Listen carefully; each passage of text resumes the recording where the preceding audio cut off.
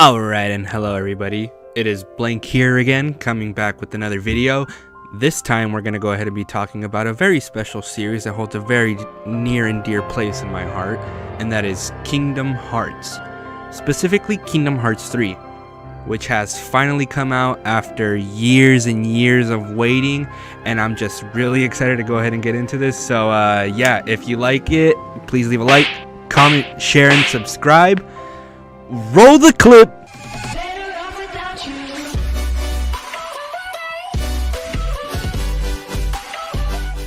Okay, so before we get into the story, all I can say on the way that the game looks is just absolutely beautiful. I love how they gave us a very tiny taste as to how Kingdom Hearts 1 and 2 would have looked like in this new engine, and I'm extremely thankful for it. It just got my mind running as to how there could be a possibility of remaking the old games in the new engine, but realistically that probably wouldn't happen. But I mean, a guy can dream, right? But before we go into the story recap, I kind of want to bring up this thing. What is this? Like seriously, like Kingdom Hearts Instagram ass app. Like, I mean, it's a cool little addition, but it's pretty corny. So anyways, the story starts off with that same scene of Master Ericus and young Master Xehanort that we've seen a million times in the trailers. They're pretty much restating the ancient prophecy of the Keyblade War, and Xehanort is pretty much hyping up the darkness, pretty much saying that there's no space for light in this world. And Ericus, of course, being that calm, collected guy that he is, calmly kept his cool, try to expand Xehanort's mind to see that it may be temporary, but it won't completely take over, because there can't be darkness without light, and vice versa. Xehanort hits him with the "Oh, I hope so," and the screen fades to black. This is where we enter the beautiful scene I mentioned earlier, where we're using the Kingdom Hearts 1 and 2 model Sora, where we're going through pretty much the routine where we choose if we want to focus on what stats that we want to prioritize for the rest of the game. Once we choose our stats, we waste no time in fighting Heartless, moving our way to the top like in the old games. Here we pretty much just go straight to the boss. I will add, however, I don't know if it's because I haven't downloaded any of the updates or patches for the game at all, but there was this weird thing where I would hit the attack button from the other side of the map and Sora would just fly to the boss and land an attack. I don't know if it was just me, but I thought it was pretty weird. Once that's all taken care of, we pretty much go to the mysterious tower where Yensid briefs us on what needs to be done.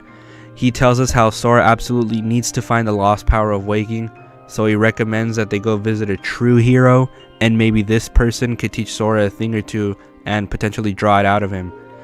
So we then find ourselves for the very first time ever in a cutscene where the location is inside the gummy ship. We're pretty much seeing Sora completely forgetting how to travel on the gummy ship, and Goofy gives us a quote, "Your heart be your guiding key," which pretty much means just follow your heart and you'll end up where you need to be.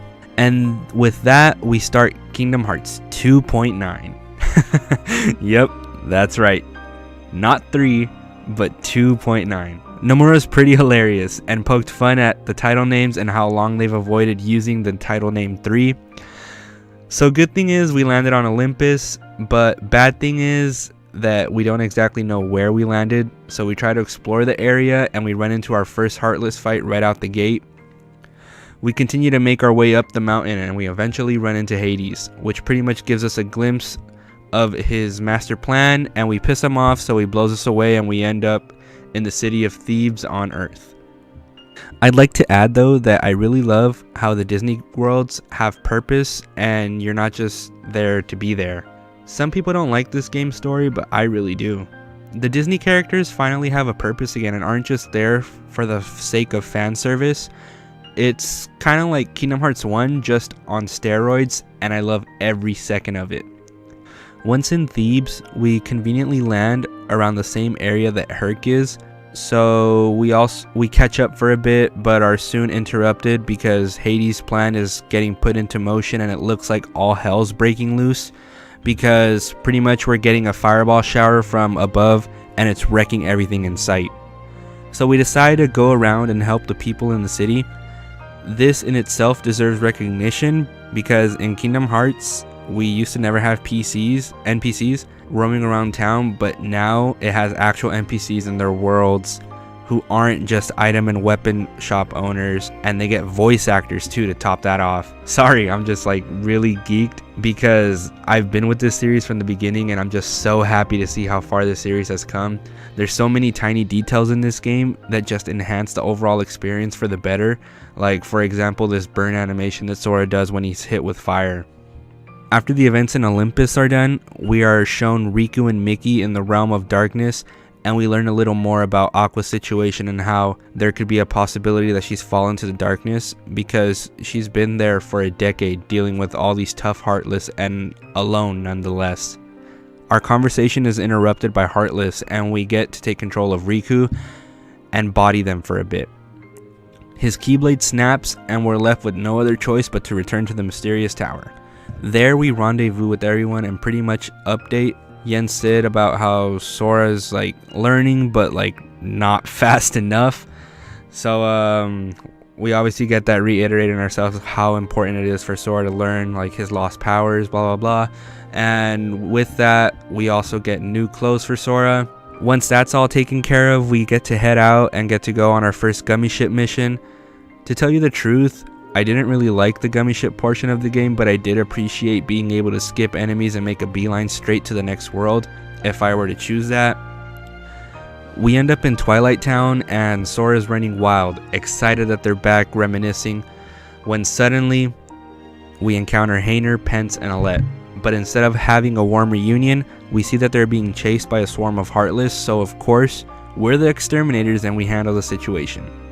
After taking care of the Heartless, we finally get to catch up with the Twilight Town gang, and we realize something's obviously up, and they help us on getting any intel possible on how to find Roxas. We take a group picture before beginning our search, and it's pretty funny because Donald gets pissed that he isn't in the shot and gives the camera to Goofy and goes to pose for the picture all mad. It's hilarious. After that bit is up, we get to searching. We end up at the old mansion in hopes that we can access the data, Twilight Town, but we can't because all that information is locked behind a new password. We get a call from Ienzo right after that, and he pretty much notifies us how he picked up a signal that someone else is trying to access that computer, and he finds out that it's us. We pretty much link the computer from Radiant Garden and Twilight Town together, and him and Pence start working on cracking the codes to find new information that could be of use to us. Now that that's all squared off, we pretty much head out of the mansion, and we're greeted by Ansem and Xemnas, where they pretty much try to go back to their old mind games and try to get in our heads, doubting that we can get Roxas back. We're obviously not gonna budge, so they just leave us with some Heartless and nobodies and then skedaddle. We take care of them, and when we're on our way back to town, we run into this BS scene where we notice Remy the rat from Ratatouille is getting harassed by some enemies, so we decide to jump in and help. I say it's complete BS because realistically, who's gonna defend a rat they've never met before? Especially going out of their way from like they weren't even following the same track. I mean, come on, really? But it's to advance the story, so I guess.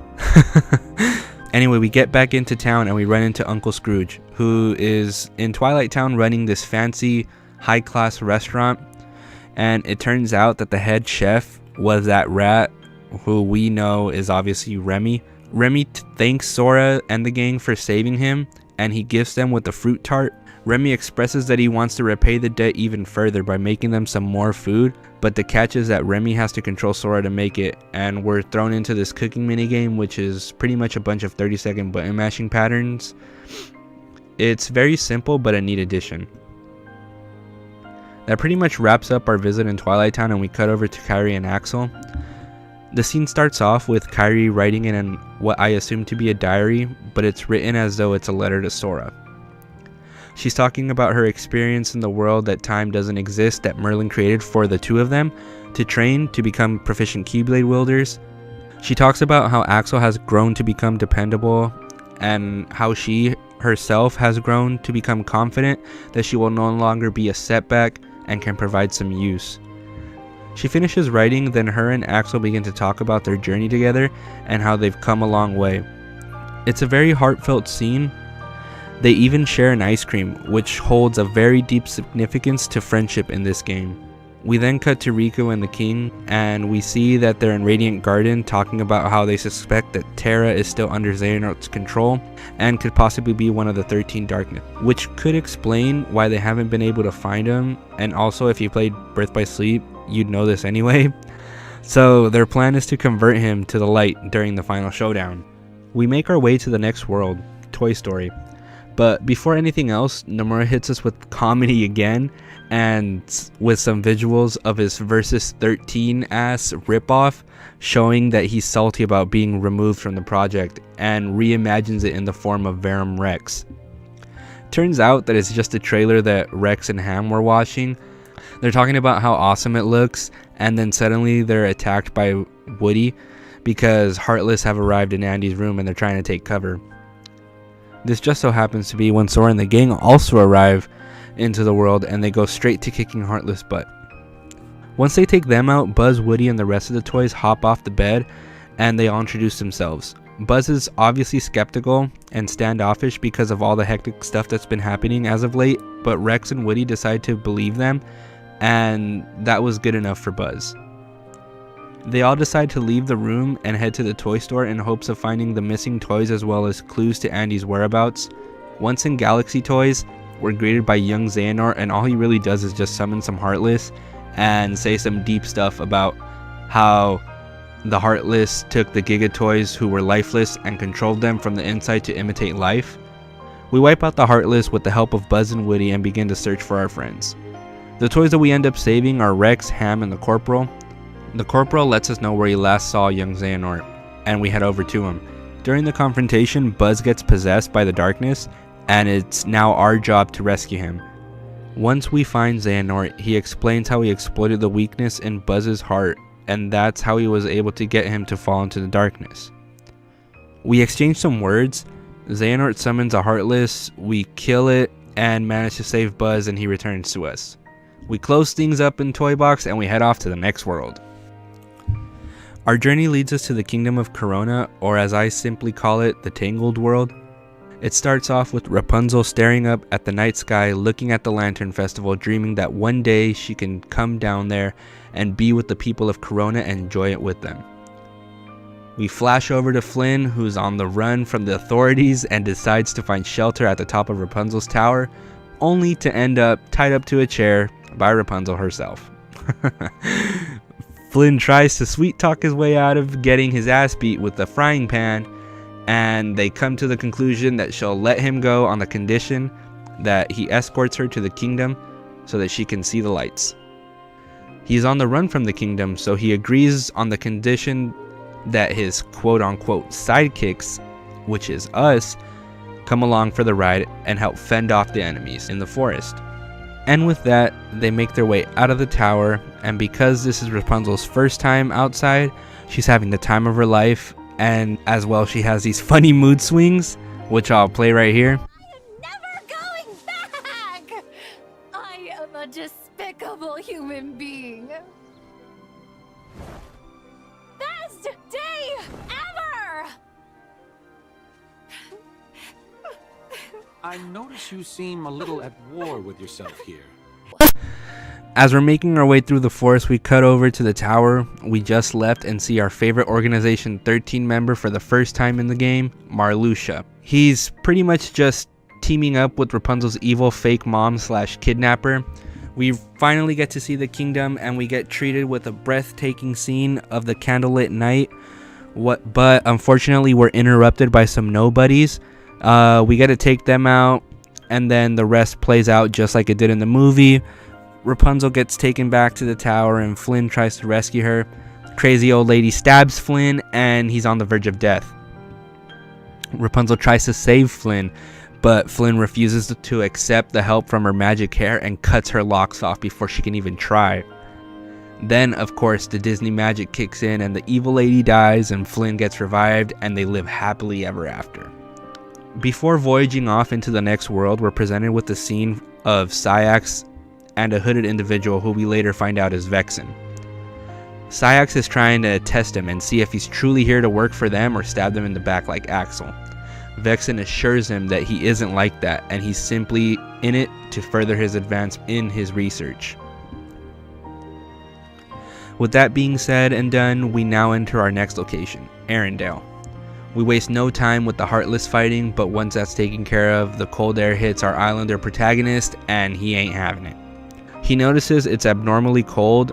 As he's looking around, he notices that the water is starting to freeze. They think it could possibly be the organization's work, so they head down to the water to get a better look, only to see that it's Elsa running away from town.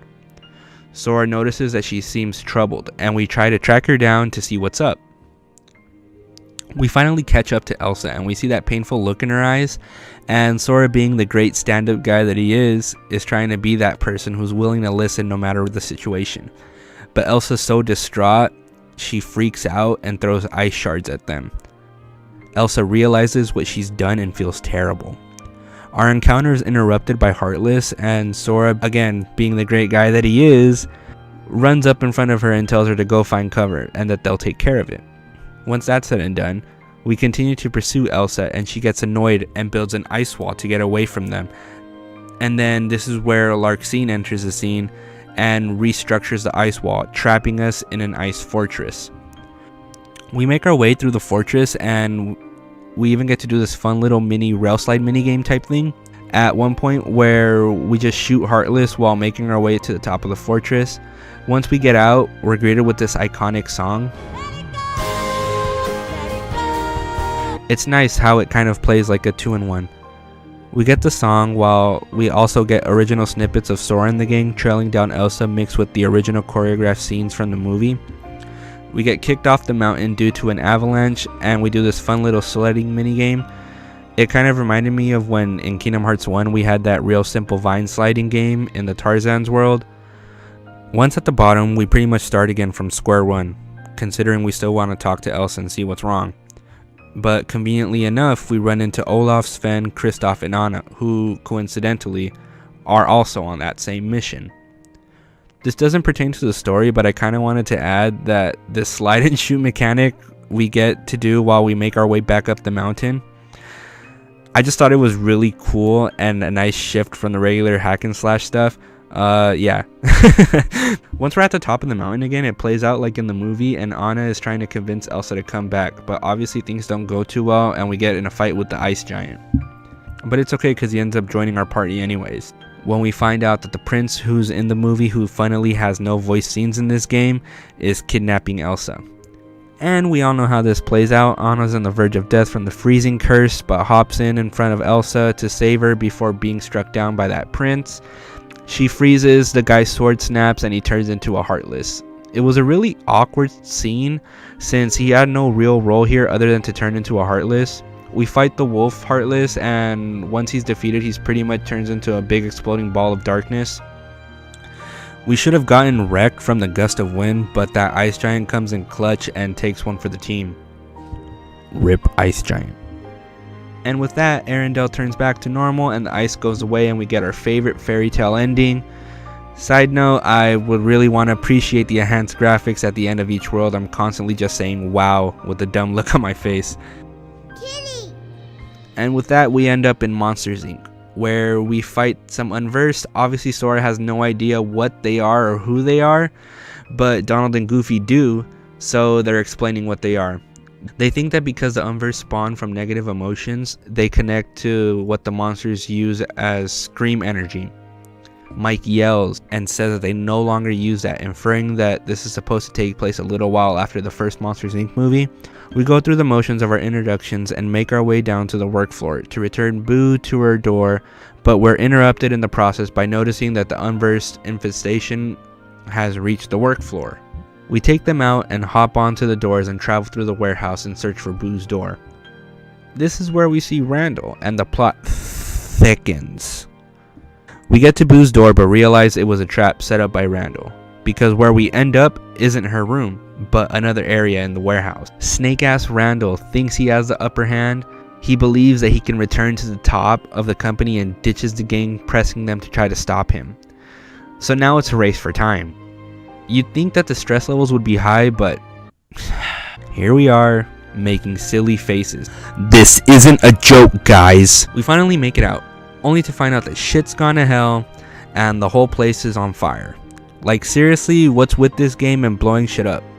Is Nomura okay? We pretty much make our way through and let the officials handle the firefight so that we can get to go 360 no-scope Randall and the unversed boss. Spoiler, we do. We take care of that and we're trying to send Boo back home when we're interrupted by Vanitas. He pretty much presses us and shows that he's way too strong for us. Luckily, big ass Sully picks him up like yesterday's trash and gets rid of him for us. And with that, we close off Monsters Inc. with new friends. It's kind of alluded that we might be back in this world in the next game. Since Goofy asked if we can come back, we shake hands and dip.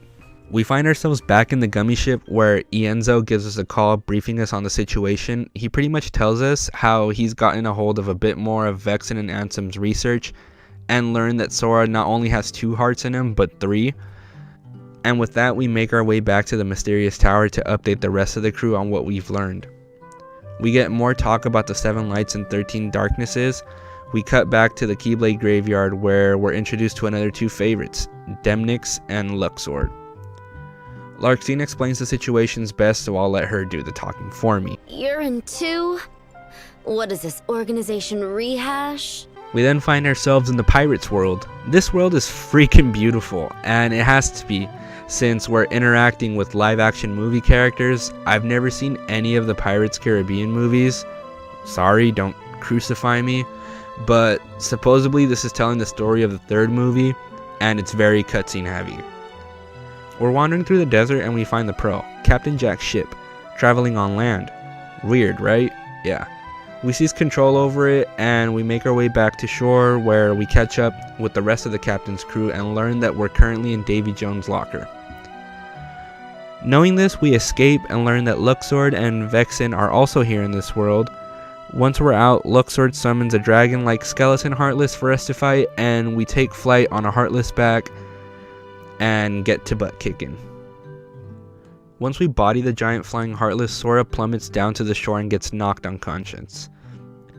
Once he wakes up though, we find ourselves on an island and we explore the island for a new ship.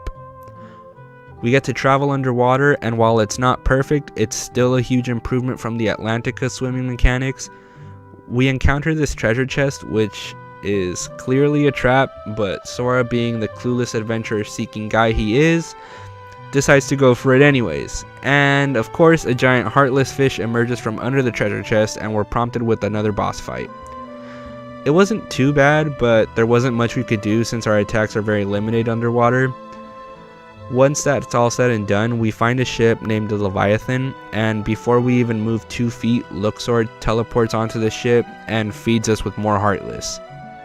Once that's taken care of, we head to Port Royal to go ahead and make repairs for the ship.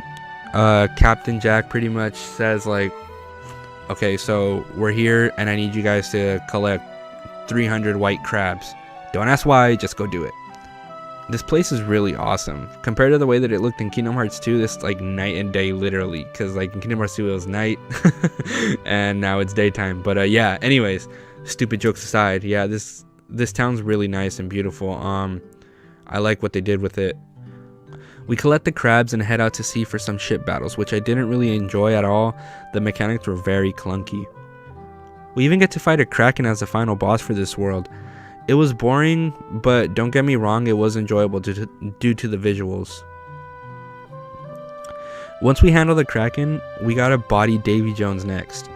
It boils down to a point where we push him to a corner and he threatens us with killing Will. So Jack tries to even the playing field by threatening to stab his heart. Davy Jones doesn't believe him and kills Will anyway. This drives Sora to completely lose his shit, and he just starts wailing in on Squidhead. Jack kills Squidward, and we make our way to escape the sea before it takes us along with the ship.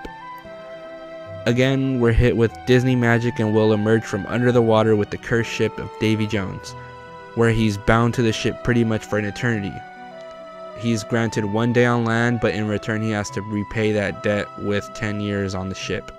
But he came back anyways to finish what they started and kill that Englishman. With Pirates now at a close, we cut back to Kairi and Axel, but this time we're gifted with viewing Kairi in her new outfit. This scene really wasn't anything to progress the story rather than to just show off her new clothes. Once all that's squared out, we jump to a scene with Aqua and Ansem the Wise, where they pretty much are just talking about light and darkness, and they interrupted by Ansem, the Seeker of Darkness, who's trying to take the Wise with him in order to help with the replica situation.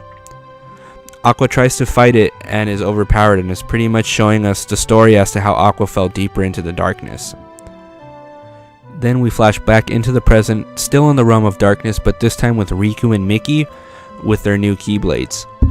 Mickey gets swallowed by the Heartless Swarm, and it's up to Riku to try to break him out of it. We cut again to Ansem and Ansem in Twilight Town. The Wise is trying one last time to convince Seeker of Darkness to leave him alone. This scene's pretty funny because the Twilight game pop out of nowhere and the Seeker of Darkness gets all nervous and breaks character. It's hilarious. Oh, well, I'm looking for a friend who used to live here. No one lives here. Be gone. But sir... No, not one more step. Get out. And then we see this iconic scene where Hayner attempts to dropkick the Seeker of Darkness. Ansem pretty much throws him across the yard, but Hayner's fall is cushioned and saved by the Nobodies.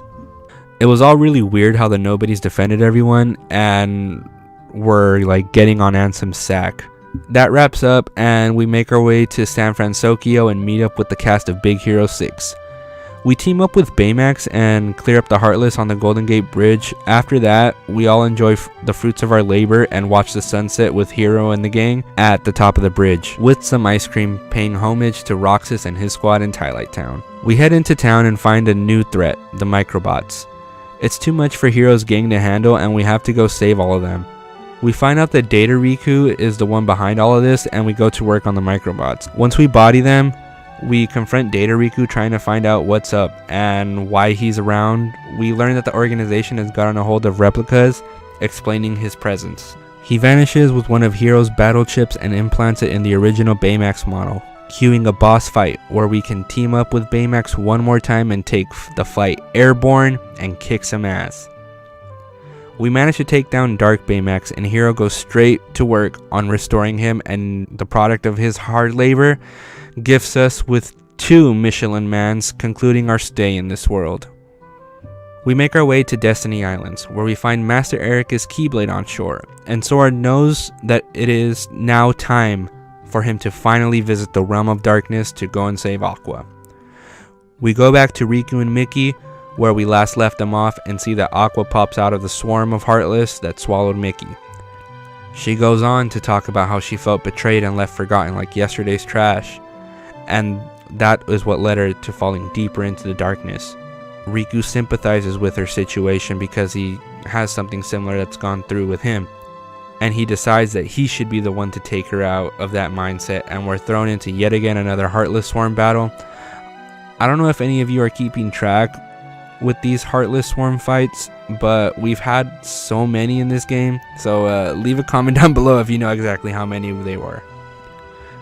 Midway through the fight, we get a cutscene which shows us that this fight is starting to become too much for Riku to handle just alone, and that's exactly when Sora shows up, just in the nick of time. They pull out their joint Keyblade limit attack thing that they had in Kingdom Hearts 2 and wreck the Heartless Swarm. From there, Sora takes over the fight, and we show Aqua who's daddy. Sora manages to pull it off, and we drag her out of the Realm of Darkness. We then cut to Vexen and Demyx in Radiant Garden, where we learn that Vexen is planning to betray the organization and help our cause. Demyx agrees because he could finally be of use and is happy just being able to actually help out with something. We return to Sora and Aqua as they're at Castle Oblivion, ready to revert it to the land of departure in order to finally wake up Ven. Right when we're about to wake his ass up, we're freaking interrupted by Vanitas. We can never get anything done without someone interrupting. Aqua pretty much says Vanitas' ass is hers, and she decides to take him down herself. It's interesting because finally Sora's on the other side of the battle barrier for once. After the fight, we see that Vanitas is too much for Aqua to handle, and right before she gets murked, Ven wakes up thanks to Sora finally using his lost power of waking, and wrecks his shit. Since we finally rescued the two of them, we make our way over to the mysterious tower one more time, where Yensid briefs everyone on the situation and how tomorrow is the foretold day of the prophecy. We get nice scenes where Axel and Ven catch up along with Aqua and Kyrie. They get a little quick chat going on. We then get snippets of everyone doing what there's We then get little snippets of what everyone's going to be doing in their final hours right before the huge fight, and we are blessed with a very satisfying scene of Sora and Kyrie being all lovey-dovey sharing a Palpu fruit. It's like the cutest thing ever. And with that, the moment we've all been waiting for all these years has finally come. The end of the Xehanort saga has begun. We're confronted by all the Xehanorts plus Vanitas upon our arrival, and they're saying that our light's too strong, so before we get into it, they're gonna try and wear us down pretty much. So they summon like a million enemies and we get to work. I really enjoy just letting loose with all the AoE attacks. Once we clear them all out, we make our way deeper into the world and we eventually run into Terra. Aqua notices something isn't quite right and calls him out on it. She was right though, and he pretty much proves that we aren't ready for this, and he murks the fuck out of pretty much all of us in one hit. Out of desperation, Donald hits him with his most powerful attack he's ever shown in the series, Zeta Flare. He manages to take out Terra, but at the cost of his own life, and Donald becomes the second one to fall in battle after Ven. We aren't even given a chance to breathe because we're immediately put up against yet another swarm of Heartless, but this time bigger than we have yet to see. The swarm pretty much takes out everyone else. It becomes too much for Sora to handle, and he completely breaks down, leaving Riku to stand up to the swarm alone, which inevitably fails and wrecks him and Sora.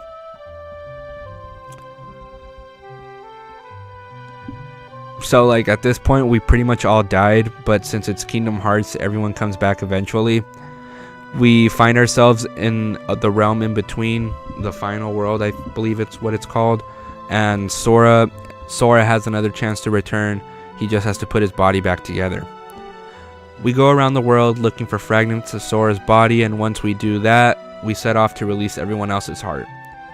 We have to fight this Heartless known as the Lynch 8 freaking times. I know I said the sea battles were annoying, but holy hell does this guy give the word annoying a whole new meaning. So we finally kill him for the last time, and we're able to return to the world of the living now. And we pretty much get into a redo of the scene with Terra, except the difference this time is that Lingering Will comes out from buttfuck nowhere to save us.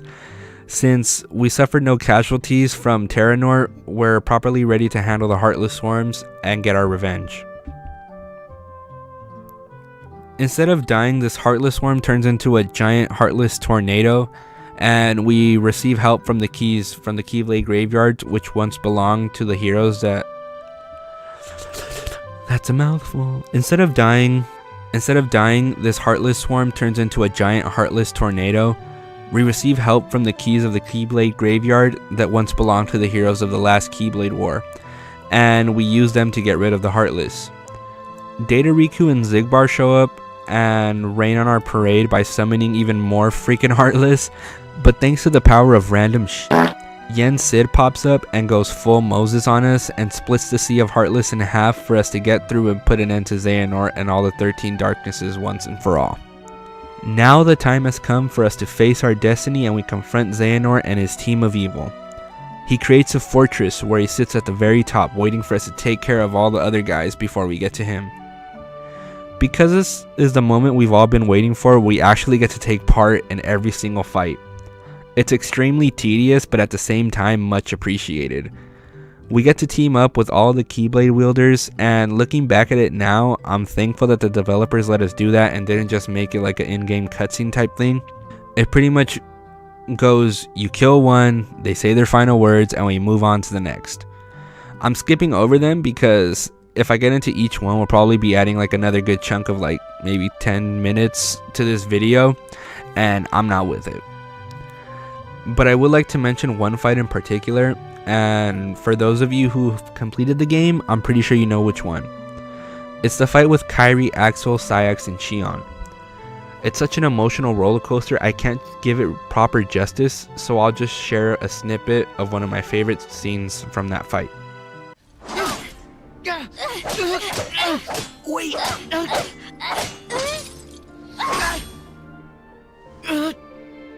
It's all right! You can stop now! It's all right! Shion.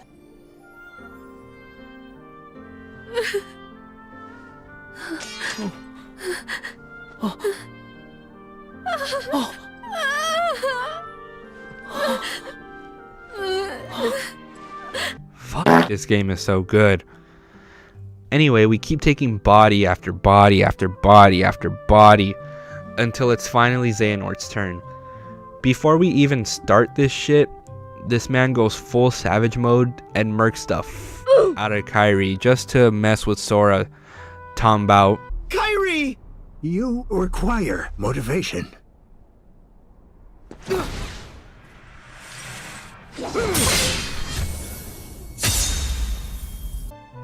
Sora obviously loses his mind and now wants to kill this man.